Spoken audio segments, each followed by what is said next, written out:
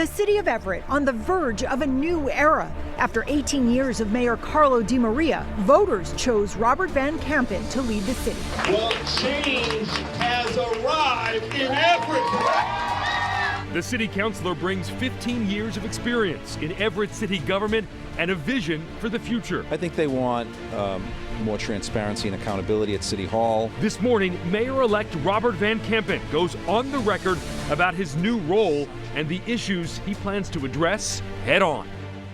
From WCVB Channel 5, the inside word from Washington to Beacon Hill. Today's newsmakers are going on the record. And good morning. It's Sunday, November 30th. I'm Charmin Sacchetti. I'm Ben Simoneau. Joining us at the table this morning is Everett Mayor-elect Robert Van Kampen.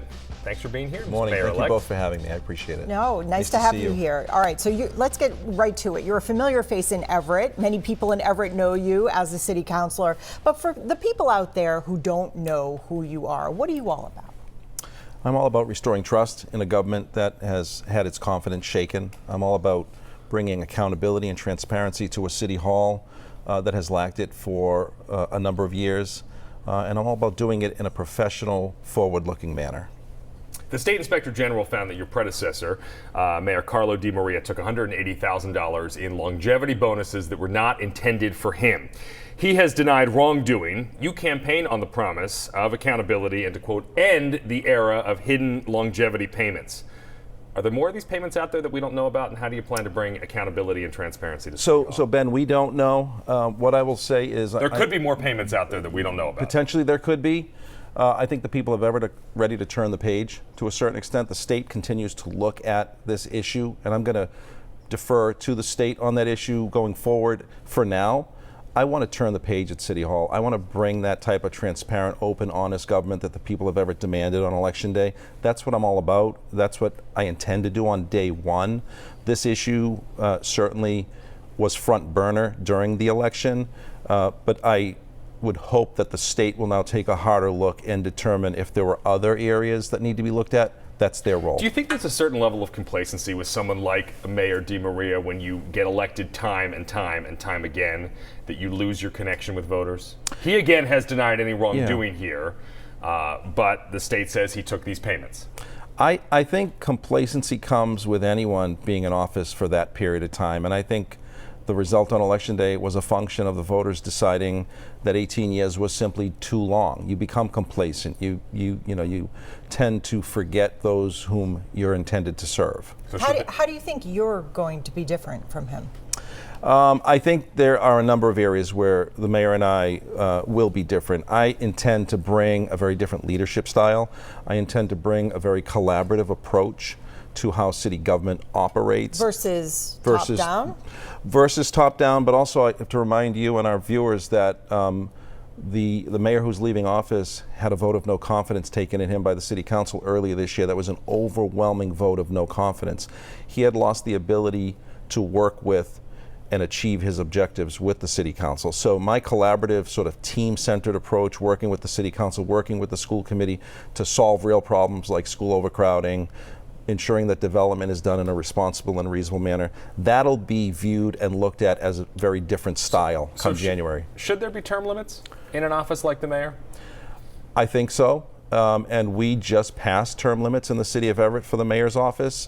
It's now I believe it's 3-4-year terms, so it's a 12-year limit on one's ability to serve as mayor. His time is ending in a bit of a scandal, one could say, but do you think Mayor DiMaria, what kind of legacy does he leave? Do you think he did anything right while in office? Yeah, and I've said this publicly since the election. The mayor is leaving office with a legacy of transformation to our community. You can see it in South Everett, Lower Broadway, the Encore Casino, the type of investment that is currently teed up for that section of our community. So that legacy of transformation is fully intact. I applaud him for the work he did. Where I want to focus, in addition to keeping that type of a development going and taking it to new heights, I want to focus in Everett Square. I want to focus on bringing businesses to Everett Square so the people of Everett actually can benefit from real development opportunities right in our downtown areas rather than these remote locations. News Center 5 was there in Everett the night of the election night upset. We spoke to Mayor Carlo DiMaria after you had declared victory. I want you to listen to what he had to say. Sure. It is what it is, right? I mean, it happens. It happens to the best of them. And people always come back after a loss, too, you know? So do you have a response to that? People always come back after a loss? I don't. I was elected with a mandate to write a new chapter in the city of Everett, and that's what I intend to do. Do you think this is the last time you've seen him as a political opponent? I hope it's the last time I've seen him as a political opponent. I look forward to working with the mayor in the future, perhaps, on other projects. Speaking of other projects, Yes. let's talk about the proposed professional soccer stadium. The Kraft family wants to build a 25,000-seat stadium for the New England Revolution, as you know. The idea has gotten a lot of support. It also has a lot of opposition. Opponents are worried about a number of things, how this waterfront venue will impact traffic, parking, infrastructure, people's overall quality of life.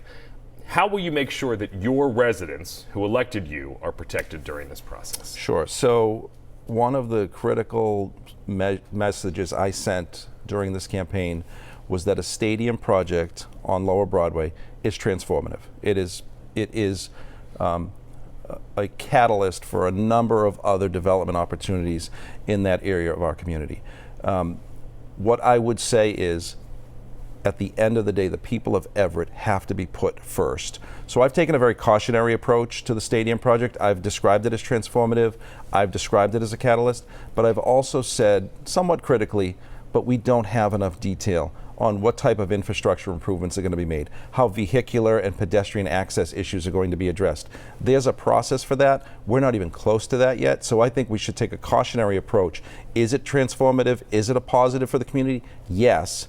But is there a lot of work still to be done? Absolutely. So let me ask you, is it the right site for such a big stadium? There's a lot of questions about how you would fit enough parking. As you know, it's kind of a maze of roads from the highway, from 93 to get to that venue. Are you worried about vehicle access and pedestrian access? A lot of opponents I'm worried have about raised. all issues surrounding this site. So is it the right site?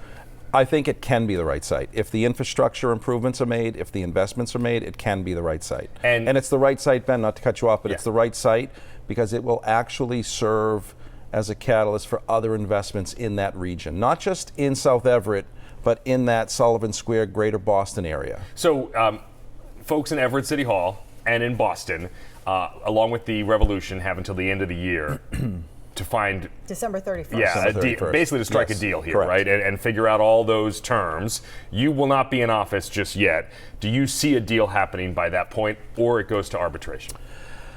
And do you want it to go to? Does it need to go to arbitration? What I would say is I don't have enough information to tell you with any level of assurance or confidence that a deal will be struck by December 31st.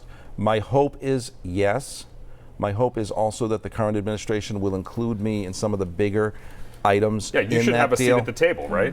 And at the same time, my hope is that it is the best deal for the people of Everett, and it maximizes every opportunity for Everett residents. And one more question on this. Do you think the Kraft Group and the Revolution have been transparent enough during this process? Well, one of the concerns I had at the very beginning of this year was that there weren't enough community meetings. There wasn't enough engagement with the community. There wasn't enough of an opportunity for residents to express how they... Is that how on the Kraft Group, or is that... I was placing it solely on the administration at the time, because at the end of the day, you know, the old saying is the buck stops here. The mayor is responsible for communicating out to the community and seeking input from the community on a project of this magnitude. I was concerned at that time that there wasn't enough engagement going on. We've had some engagement. I would have done it differently. We've had some engagement to date. I'd still like to always see greater engagement. All right. Our conversation keeps going after the break. Thank you.